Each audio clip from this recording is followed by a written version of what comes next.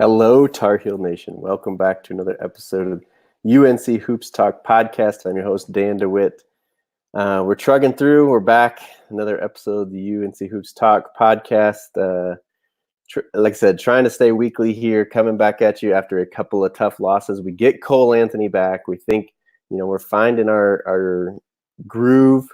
Guys are finding their roles. Cole Anthony comes back. Obviously, he's a great talent. Is it better or is it worse?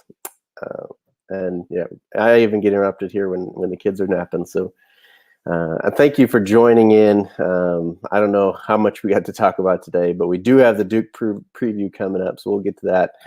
Thanks for watching, for listening, for being a part of the UNC Hoops Talk podcast, joining in the conversation and trying to unite Tar Heel Nation. That is my goal. Good season, bad season. Whatever it is, we got to stick together. We got to support the guys. So here we are, back podcasting. I thank you for joining in. Jumping in, a couple of games since the last podcast. We had the Boston College game where Cole Anthony made his return, and then it was spoiled, 71-70. I didn't get to see this game. We had a date night, and I was going to just kind of completely leave it, but I just had to know, how we were playing with Cole back and stuff. So I was checking. Looked like we were doing pretty well. We were behind 30-32 at half. Let's see, trying to see here, largest lead. We led by 5 about halfway through the first half is our largest lead. They led by 10, about the same spot in the second half. But we were right there. We made the comeback. Thinking Cole's finding his groove. He was knocking on a few shots, knocking on all his free throws. 2 for 8 from the three-point line isn't great, but ended up with 26 points, 5 rebounds, 3 assists. And you think with his 26 points, the way everybody else has been playing, we got to beat lowly Boston College, right? Well, again, they hanging right with us, and I'll say it. I think it was a bad call there on Brandon Robinson. I actually think if any foul should have been called, it should have been an offensive foul. The guy leaning in. I think the way he leaned in to try to draw the foul against B-Rob is why B-Rob sprained his ankle. And now, of course, we would get the news that he's out 2 to 4 weeks with his ankle, which doesn't help us going forward. But I think he's a lot to blame. Now, it would be great to ask the ref what foul he called there at the end. If he thought B-Rob hit him on the hand, you say, okay, I don't agree with you, but whatever. If he called the body after the shot, I definitely think that should have been an offensive foul. It's supposed to be emphasized this year that the guy can't kick out his leg, can't make the contact with the defensive player there after the in the air or afterwards. And he definitely leaned into B-Rob. And again, I think that's why B-Rob ended up spraining his ankle. Because of the way the guy came into him. I don't agree with that unless the ref called, hit him on his hand, which, we never know because the refs don't have to be held accountable for that kind of stuff. They don't have to answer questions. They don't have to make statements, anything like that, which I don't think they have to on every play or every game. But when there's something like that, especially at the end of the game, but, any big call like that or questionable call, why can't they just make a judgment, even if they admit they're wrong? I don't know. Coaches have to do it. Players do it. I mean, we're asking these guys that don't get paid. These players that don't get paid have to do it. So why don't refs have to be held accountable? And I know you can say they're held accountable, within or whatever, but why can't they make a statement of this is what I thought I saw? Replay shows I was wrong, blah, blah, blah, but this is what I saw. This is the foul I called. I think that would help a lot of people. But people are still going to be angry. People are always going to be angry. But I think the reasonable people will then at least be, I don't know, comforted is not the right word, but assured of what's being called there. So yeah, I didn't agree with that call. He makes 2 out of 3. They go up by 1 point. We come back. I think there was 17 seconds left or something, and we get like nothing. They went to a zone for like the 3rd straight possession. That's the thing. It wasn't even the first possession. It was the 3rd straight possession. And Armando came up for a ball screen, but Cole wanted Garrison too, and they just never really got going. I do agree. A lot of people saying there, questioning Roy or whatever. I think, at about 7 seconds when you see nothing's going, nothing's happening, call a timeout, set something up.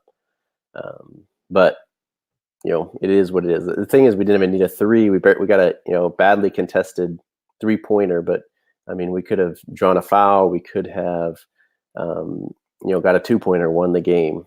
But definitely doesn't come down to that. There's, again, a lot of plays throughout a game that lose a game for you or win a game for you in other instances. So I didn't watch the game. I can't comment on that a whole lot. I did go and I just watched that because I had heard about the foul and I hadn't seen any replays, so I wanted to see it. And so that happened. We lost again. Spoiled cold, and I think it would have helped so much if we would have won. Obviously, we had been playing better. Obviously, Miami was beat up. Roy always beats State at State. Whatever. But the confidence that guys were getting from that, and then getting Cole back in just to get the win, I think would have only helped that. But then instead, we had to go on the road to play. I think it was number 8, Florida State at the time, on the road. I give our guys a lot of credit. They fought. B-Rob was out because of that injury at the end of the Boston College game. Defense looked pretty good for the most part, but we go on 11-minute stretch in the second half where we don't score, we don't make a buck. Well, I guess we did probably score. We had maybe some free throws in there, but no field goals, and we went 0 for 17 in that stretch shooting-wise. Think about that. That's worse than how we started off the Pittsburgh game. The Pittsburgh game was about 7-8 minutes or something like that to start the game. Was it even that? I don't know. I know we started off 0 for 17. We went, maybe 6 minutes, I guess it was, that without scoring against Pittsburgh to start the game. And 0 for 15. This was 11 minutes, and I know we probably had some free throws in there, but 11 minutes, 0 for 17 against the top 10 team. That was against, Pittsburgh at home. This is Florida State on the road. And we still had a chance to win at the end. Great chance, maybe not. Cole Anthony did not. Well, he still shot about the same, but the free throws was different. He was 14 for 14 against BC's, 3 for 8 against Florida State, and that includes missing the front end of 1-on-1s 2 times when it was crucial. So he ended up with 16 points, 8 rebounds, 3 assists, 3 turnovers. And the difference, Boston College too, the difference with Cole coming back in his 26 not helping us beat BC easily is because Garrison took a step back. He had 10-10 against Boston College, I think it was. Armando 11-10 against Boston College. That's not horrible. Obviously, Garrison had been giving us 18 and 10 or so before Cole came back. He's going to drop off some, but so that's pretty decent. Unfortunately, against Florida State, Armando only shoots 3 shots, 2 for 3. Garrison is 2 for 8, only hitting 2 field goals, and it ends up with where's his points? 5 points, 4 rebounds for St. Garrison. So just not even close to what he's been giving us. Armando 6 and 6. Again, not good enough. Cole leads us in rebounds, which he's done that before, but again, just not where we need it to be as a team. And we got to find a way to play with Cole. And I know it's been said, if you've listened to other podcasts or other people talking about it, whatever, guys just start standing around when Cole's there, and he dominates the ball a lot, so he's got to give it up. Somebody suggested, hey, let's run Cole as a shooting guard, have Leaky run the point again.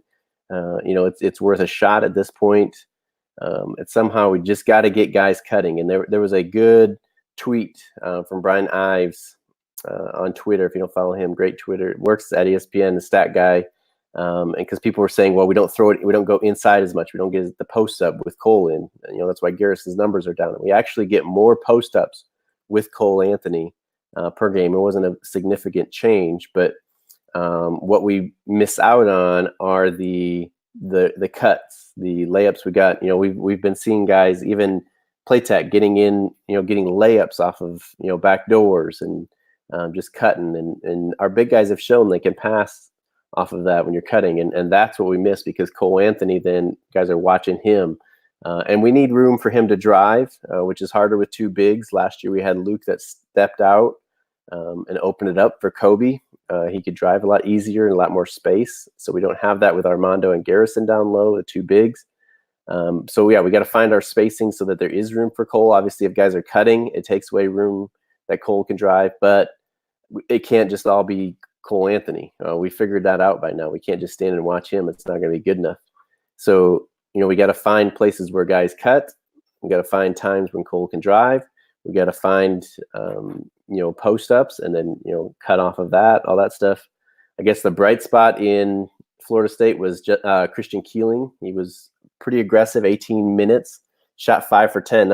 He took a couple of shots that he's just like, okay, you don't need to be shooting that. You're not that hot. But did end up, 50% shooting, 14 points off of those 5 shots, 1 for 2 from the 3-point line, and just really being aggressive. And I don't mind, someone said, well, I would like to see him confident in shooting. It looks like he wants to shoot. I agree. And there's not many shots I say don't take, but it's not like he was that hot to just take these heat check shots there. He's just throwing stuff up. So, there's our recap of the last 2 games. Obviously not good.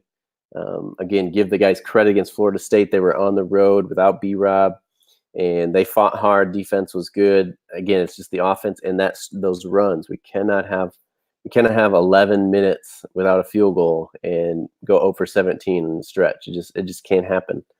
I don't care how many free throws you're hitting in that. So where do we go from this? I don't think we're going to make the tournament unless we win the ACC tournament.